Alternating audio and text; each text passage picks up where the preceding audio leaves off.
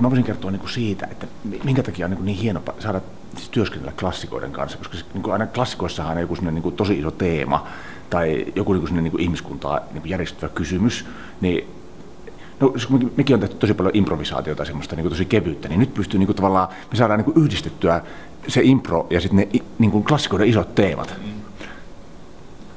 Käykö te? No, mä kuvaan jo. Niin mun mielestä on tosi hienoa. Siis just se, että kun työskentelee näiden klassikoiden kanssa... Ei me työskennellä klassikoiden kanssa, tässä ei mitään tekemistä klassikoiden. Ne korkeintaan kummittelee siellä. Joo. Ei. Joo, mutta hyvä ajatus, helvetti hyvä ajatus. No, ihan bossari. me tehdään ihan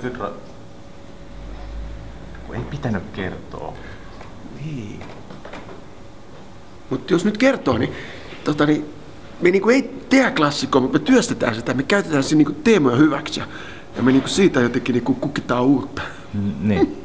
Eihän pojat tässä ole mitään järkeä. Ei vai? Nämä on niinku semmosia, niin kuin voisi sanoa, niin kuin todella vapaita uudelleen tulkintoja näistä klassikoista. Versioita.